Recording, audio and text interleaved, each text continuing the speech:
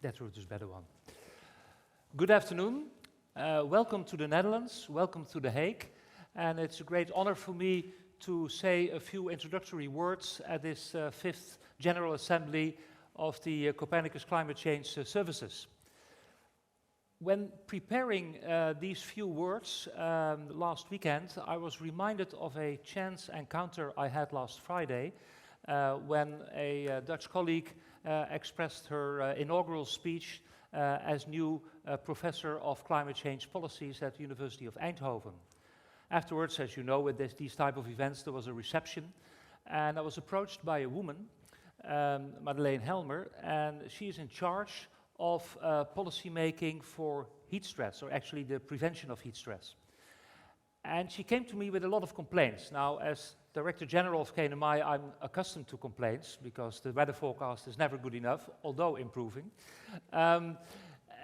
She was complaining, well, you should realize we can do so much to prevent the consequences of heat stress in society if we had better data, if we had better demographic data, if we had better health data, if we had better climatological data, although she had to admit that that was fairly okay as such. But what she was essentially stressing is that by combining these type of data sets, she could improve her policy making very significantly. And that's, of course, the key of what brings you together in C3S, that by bringing data together of high quality, we can support policy making. And that's why, like Hugo Zunker just mentioned a minute before, I'm so happy with all of you here in The Hague, because it's also very smart, and Carlo, all my compliments for that, to meet in The Hague. Because if you want to make decision support systems, which C3S essentially is, you want to be close to the people who use those systems. And as you see, well, now I see myself, but if you look at the picture behind me, then you see the seat of the Dutch government. And you see a museum, but that's a detail. And the seat of the Dutch government is, of course, where the policy is being made. And I think if we are successful, if you are successful in bringing all those data, all these beautiful services you have closer to the policymakers, we are really achieving what we want to achieve. And that's why I'm very grateful and also very optimistic, given all the successes you have already obtained. Now, if you take another example, then of course it's obvious to think about the enormous events that have occurred in Europe in the last summer. The droughts, the forest fires, the extreme heat, the heat waves, etc. All the type of work for which we want to provide data, or you want to provide data, such that the policymakers can do a better job in preventing the damages and the losses caused by such extreme weather events. And that as such is already sufficient motivation for all your work. But there's another swing to that, which was also briefly alluded to by Hugo, and that is, for instance, an institute like KNMI is already providing our own little climate services in the form of so-called climate scenarios for 20 years. In the past, when we published our climate scenarios, we pushed them to the media and to some policymakers, and they expressed some polite words, and that was all there is to it, and we hoped that a few newspapers would stress the point climate change is important and do your best. Nowadays, we are approached by the ministries to press on, because we want to publish our next climate scenarios for the Netherlands in 2023, and they're telling us, can't you hurry up, we need them tomorrow.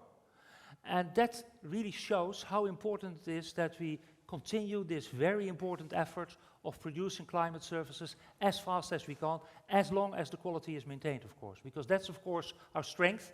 We have high quality data, we have high quality services.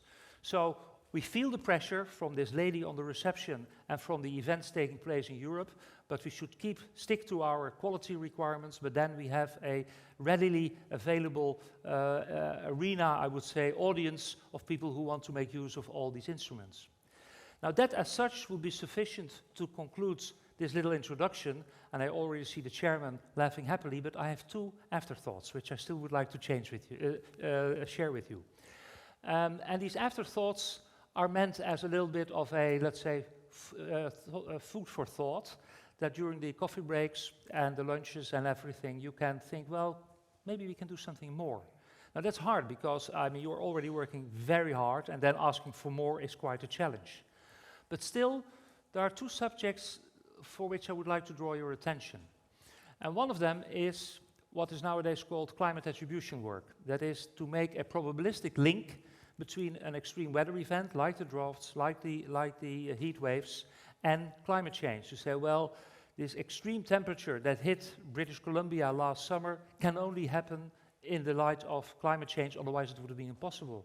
And that's so important because it adds to the awareness of climate change for all of society, and therefore for the support of the measures to be taken by policy makers.